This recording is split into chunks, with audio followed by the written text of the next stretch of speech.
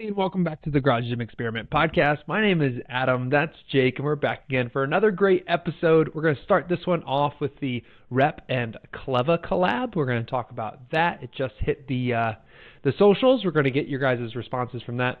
There's a new adjustable dumbbell stand. I think you know what we're talking about, and it says stands with S, so maybe more than one. We have some survey data and then some comments from last week.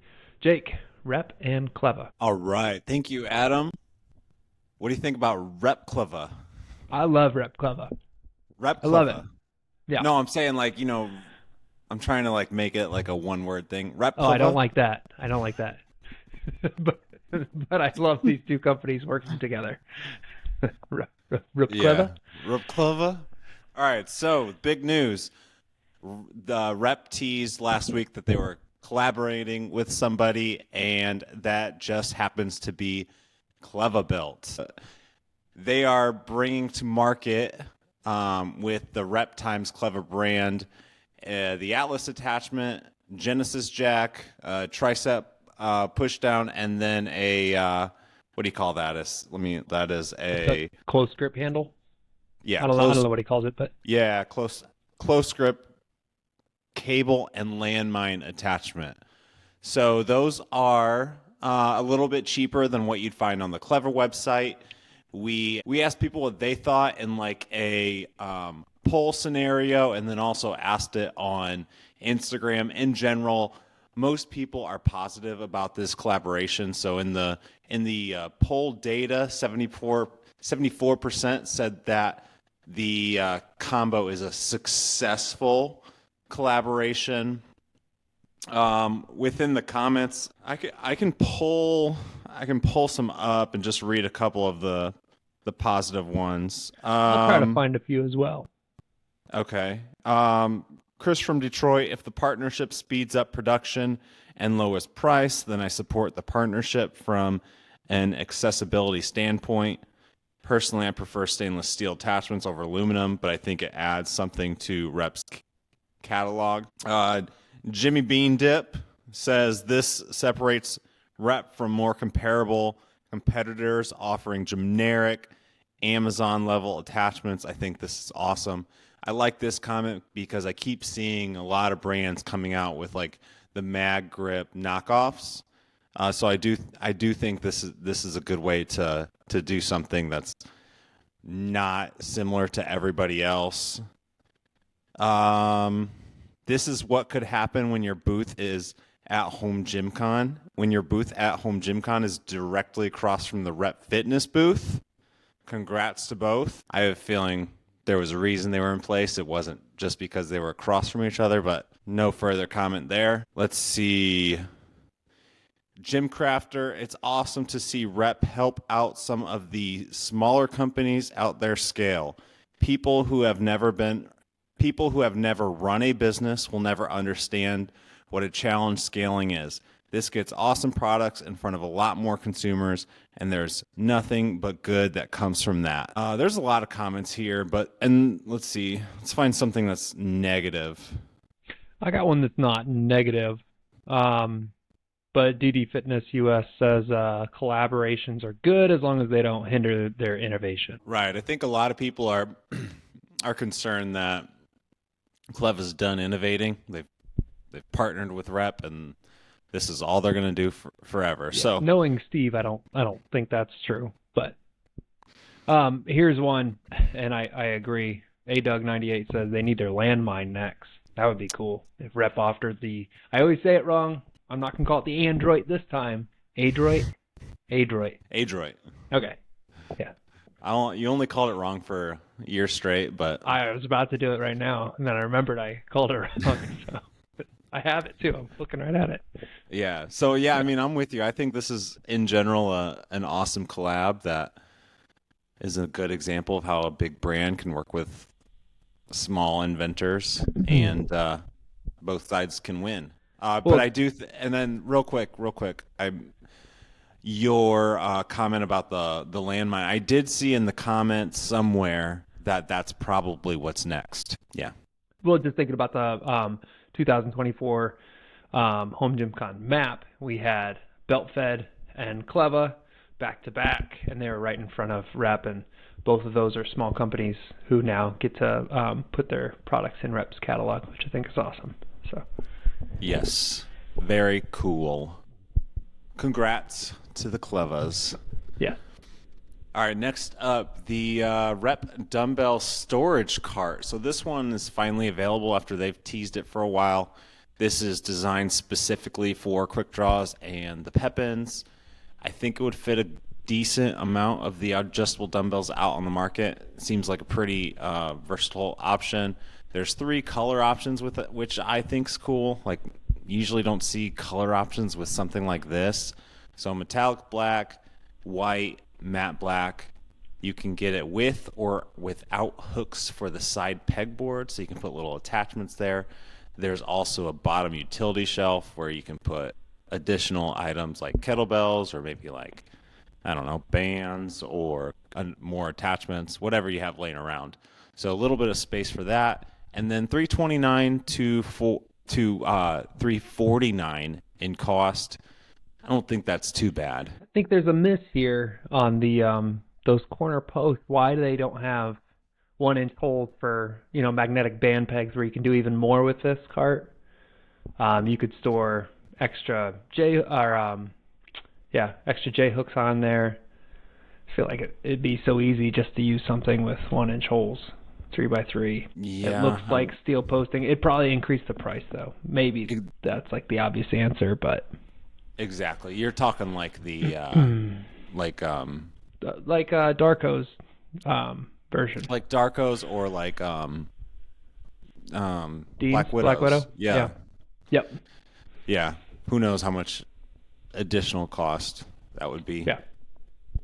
Next up, just before Rep released theirs, Executive Fit released one. So this is another rolling option where you can actually attach a couple of barbells. So this is more generic as well, or as opposed to like not for a specific brand. But I think this is a cool made in America option. You can add your logos to the sides, and I'm looking at it. This is something that would help. I think this would solve one of my issues.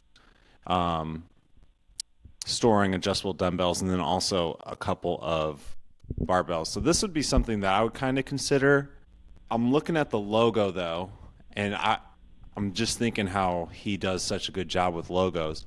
It almost would be, and maybe Nate listens to this, I'm not quite sure, but it'd almost be cooler if the logos were inside, because I would most likely put this in like a corner or something like that. Right. I think would be cool with this. You know how he does his light up logos? What if this cart had like a cord going out the back where you could wheel it and then plug it in, and then you could do like cell phone charger on there, like a little dock station. You know what I mean? Like you could easily throw in like a USB strip You could in the top. put a speaker in there. No, dude, we can just keep. You could put a bar in there with nitro cold brew. No, honestly, a speaker would be cool too. No, seriously. Rollings, yeah. I know. That'd be all right. No, this is cool. This is a cool one. No, this is great. Yeah. Yeah, I like this but one too. But it looks like it has like so much potential to do so many things. I mean, that's usually how it works. You kind of create something and then just build off of it. Right. All right, HomeGymCon update. I don't have anything to really update. We added Major Fitness last week, and then there's a few just kind of like lingering. That Hold company, I did have a chat with them. How'd the chat go, by the way? You told me you're going to talk to them. The chat. So it went well, I think.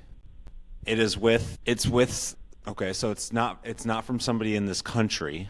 Correct. It is if you listen to my podcast with Home Gym Vault Europe, it's one of the companies he mentions. Okay, so, now I have to ask, because you sent me I'm not going to say anything, but you sent me the website of the company you were going to talk to, but I don't know anything about them. So small, medium, large. I think they're medium, but they also want to combine. Premium, right? They want to combine with another U.S. company here. So it'd be it'd be a dual booth, and then the other company is primarily like gym stuff, commercial gym stuff, or just like it's kind of a unique combo, but they must have some sort of relationship. But the conversation was good. Coming from Europe though is just like a big decision, and it's not just something you're like, all right, let's do it. So I think they think Get the about trailer and just drive it on over. yeah. So I'll tell you this though. So I was listening to I think it was the Massonomics podcast, or it was Tanner on the Do You Even Lift Bro podcast, and he was talking about how, like, if you get into this stuff, like, or this is your main hobby and you turn it into your job, do you really want to surround like your main hobby or your passion or whatever with like sales and writing and like doing marketing and stuff? And I was thinking about that this week. I actually had something that has never happened to me in my professional career.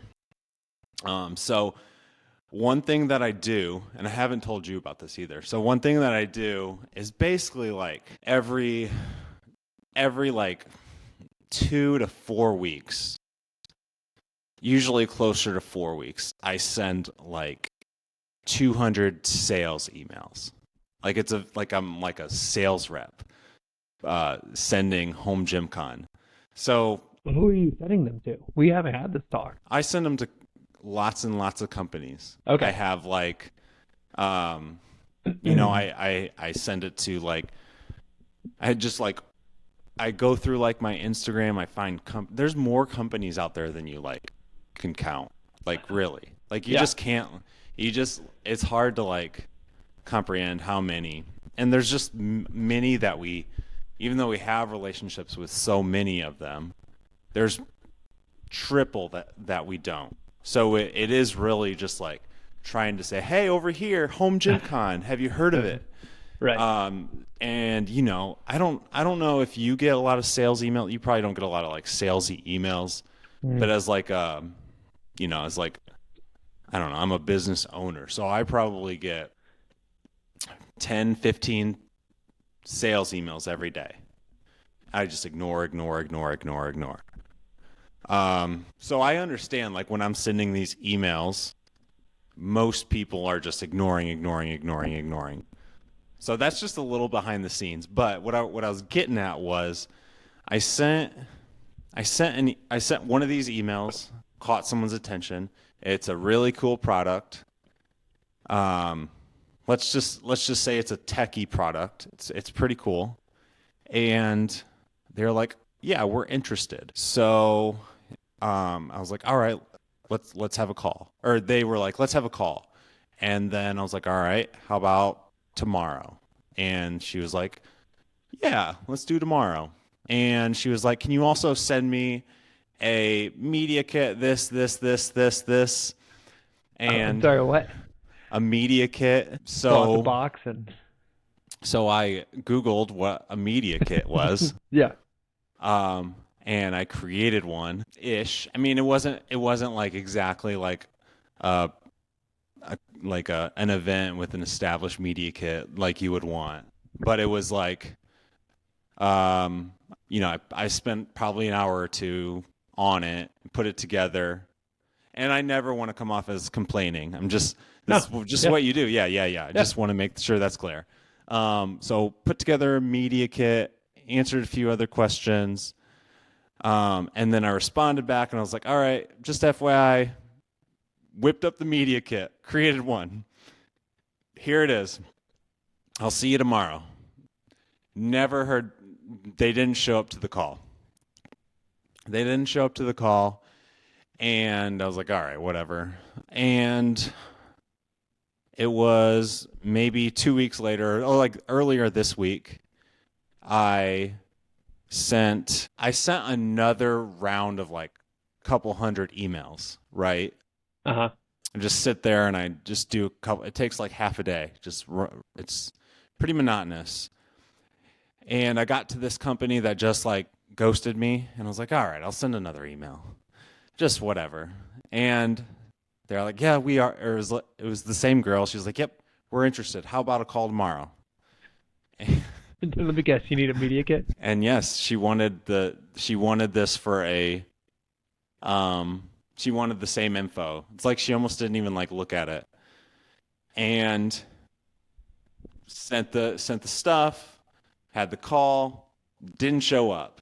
It was probably like 20 minutes into the call of me just like waiting that I sent an email, and then she responded. I was like, I just said, if you want to have a chat, please reschedule. And then she said, all right, sorry, I got dragged into a legal meeting. I just lost track of time. So she said, set it up for 2:00 again tomorrow. So set it up for 2:00 again tomorrow. Got on the call. She never showed up. Is this a real company? 3 times. 3 times she didn't show up to a call that she scheduled. Oh man. Isn't that wild? That's pretty bizarre. Yeah. Absolutely crazy. And the company name is? No. I know. Oh man. My gosh. Brutal. Absolutely crazy. So it was, I don't know. It was, again, not complaining. I know this type of stuff happens. Actually, I mean, I've been in a professional career for, like 14 years.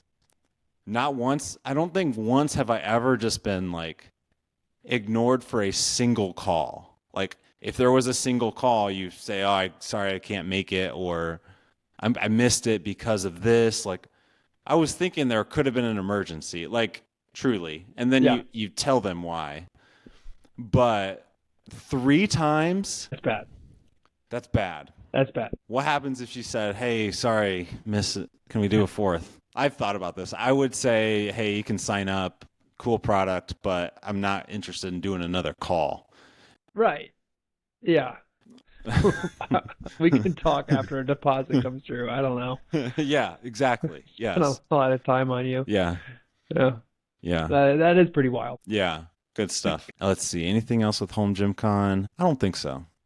Slow week. Holidays are coming. And we discussed this like I think last month. We were just like, all right, over the past few years, barely anybody signed up for HomeGymCon like during this time. Like there's a 2-month period where pretty much no one signs up, and it is interesting because I like even last week I was like, oh, I'm considering going to the Arnold. And I was just thinking about it like, oh, that's going to happen with all of these vendors. It's going to be 3 months before the event, and they're like, oh, should we do HomeGymCon? It's going to be something like that. So we'll see. Anyways, that was a little behind the scenes. Next up, some survey data. So we asked if the Rogue Echo bike is the best air bike on the market. I put the Rogue Air bike. 80% said yes. It's tough to beat. It's got that. It's very durable. Price pretty reasonable. Has the Rogue brand. We'll see. We'll see if anything can beat it out sometime soon. Temu. So most would not consider buying gym equipment from Temu. So we asked if you would buy gym equipment from Temu. 79% said no. 13% said yes. 8% said, I don't know what Temu is. I did get a few follow-ups that said, like, hey, you should ask about Alibaba, not Temu. Okay, is that in the same realm? Yeah, I think so. Pardon my ignorance, but I don't know what Temu is either. So I don't know. I'm not in that world either. So I see it in like the Garage Gym Reviews Facebook group. So there's plenty of people that are like, bought this from Temu or bought this from Alibaba. So, and it's basically like, I think it's even cheaper than Amazon. And it's coming like directly from China, I think. Right. I'm not exactly sure. How would you define what like Alibaba is? Because I know it's like, is it unbranded? Is that what this stuff is? It's like directly from these factories? Like, I'm confused. I don't know. Maybe some people can help us out. Add their thoughts in the comments, because this is something. Comments. Yeah, this is not something I'm entirely familiar with. I do know there's quite a bit of knockoffs going on from like Temu. It's basically like from what I can gather is it's people selling the equipment at just over like the factory prices. I don't know if it's the factories directly posting them, but it's like knockoffs. And Right. it's a concern that I've heard that's like worse than buying like I don't know. It's basically like it stifles innovation. Stuff like this stifles innovation because people create something cool and then people just buy it from Temu for cheaper. Well, we know somebody. This is my only experience with like what Alibaba is and what they do. Is we know somebody in the fitness industry who bought a flywheel from Alibaba and got it for super cheap and worked fine. And yeah, that's the only thing I know about it. And I've never had any experience like, I don't think I've even ever searched like Alibaba on, maybe I'm afraid it's like dark web and like the FBI will kick my doors down or something. I don't know. Well, I think they're, so I did I did a little bit of research, like 2 minutes, and basically, it's knockoff type stuff, but there's like no warranties. The shipping is hit or miss. Like it might come, it might not. It's worse than like Amazon spec details. Like, if you watch some like reviews on gym equipment from Amazon, it's like, yeah, it says it's 11 gauge steel, but it's not. So that type of stuff. So I don't know. I don't think it's a good thing. Like if this gets more popular, it will like definitely make inventors not want to invent as much, basically. Temu's having a 90% sale today. There, Jake. So you know. Jeez. All right. 36% said they bought during November sales.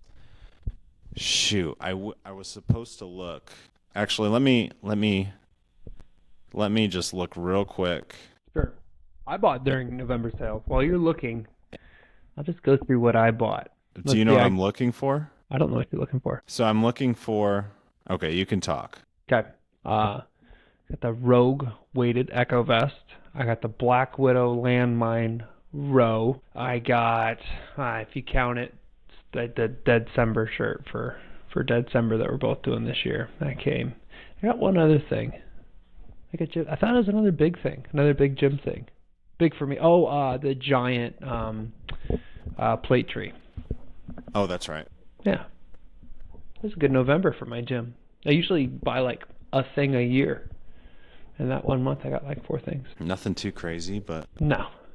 A little odd. I'm looking for the survey results at the beginning of the month that said if they plan on buying something. I don't think I asked it. Like, do you plan on buying? It's just level. I feel like you did. Do you think it'd be in Canva's like media? No, I see it right here. It says level of interest in gym equipment sales next month. This is kind of crazy. So 38% voted high, which matches pretty well with 36%. Nice. 36% voted medium, 24% low, 2% neutral. So sounds about right. That's nice. Yeah. Yeah. Fun when the data lines up. Yeah. Usually does, honestly. Yeah. All right. And then Rorbin Strength actually Rory posted something like, "Hey, do you want to see your equipment creators working out?" He did it in a poll fashion, asked a similar question, and said, "I would like Garage Gym Experiment to do this as well, see what they come up with." And I think our results were pretty close. So, 80% from our poll do believe that it's important that those creating the equipment actually work out. So I think not only from the design aspect of it, but, it's just good to know that people behind it are doing the same thing you're doing. When you touch stuff, or like, say it. When you touch stuff? When you touch stuff. No, like, especially if they're creating. But even if they're representing equipment, like, you can tell when they start talking about it, like, if they work out. Like, and it's important because like they'll talk about stuff that like it doesn't matter. It doesn't matter. So, the big things, yeah, this is going to turn into a ramble, but basically like stuff works better from people who use it. They know what it should look like, feel like, lift like. Yeah. I think anyone listening to this podcast, if you're listening to this podcast, you know what he's saying. Yeah. That made sense to everyone. So. All right. Next up, comments from last week. Basically, people were had some feedback about the bridge built multi-grip attachment. So Carp's Gym, he said he did use it at HomeGymCon. It was wobbly. Hopefully they got that fixed. Jason McKinley, I feel like the problem with the bridge built multi-grip attachment is that the weight is going to be slightly above the wrist. So I didn't think about that either. And you'll constantly be fighting gravity, although it might just be close enough that you don't feel it. I'm skeptical though. Carlos Ganoza, 4570, said that the multi-grip attachment is more expensive than the product that it replaces. I don't know why people don't just buy a multi-grip bar. Makes no sense. I think storage is the issue. And it also is a cable attachment. But right. I mean, it's bridge built, so it's probably I think it's like you read the last one. I'll close look to 300. Okay. And then, so one thing I was thinking was I would like this most for, I've mentioned this before, but for a Smith machine attachment. I think this would crush. I think many Smith machine owners would buy this. I went a long time without injuring myself, but I just recently hurt my shoulder. You too? I'll tell you how after this. Go ahead. Yes, I mean, I know exactly what happened. It's cold here, and I didn't warm up properly, and I just tweaked it, and it's actually I haven't been able to like bench for a week, but I haven't been able to bench or like press upwards, but I was able to use my multi-grip bar for a few different things. I still couldn't do it straight, but I was able to do it for just to press up. And I was thinking if I had this attachment, I might be able to use my Smith machine, but I don't think there's anything quite there yet. Yeah, $300. Yeah, $300. Yeah. So with me, my kids crawled in bed at like 3 a.m., 4 a.m. Daughter woke up crying, so I was like, come snuggle. So I reached over my son, grabbed her, picked her up, and went over. And I thought I woke up with like frozen shoulder, which I get like once a year, or like my shoulder freezes and I can't like move my arm for like a week. Ended up being just like a little sprain strain. 2 days off, and I was good. December, I was pressing today. I went kind of heavy, so heavy for me. Not very heavy at all, but heavy presses in my work. Good. I'm glad for you. Happy for you. You didn't press then? You had to skip it? No, I haven't been able to. It's been like probably 5 days, a week. No. Yeah. Bummer. I've had this. I know exactly what it is. It happens sometimes. Is that the same shoulder you had surgery on? No. It's just a tweak. Okay. But all right, and then the last comment here. Best part about having a home gym is you can do what you want, when you want, how you want, and without feeling like an idiot if you look dumb trying something for the first time. Only con for me is price. I love this because I like doing a variety of stuff, a variety of weights. I like doing like high reps of like 30, 40 sometimes. And if you do that in a commercial gym, you just look like a weirdo. And yeah. It's just you just don't have to worry about what people think. And it could be somebody that, you just look like you're too intense.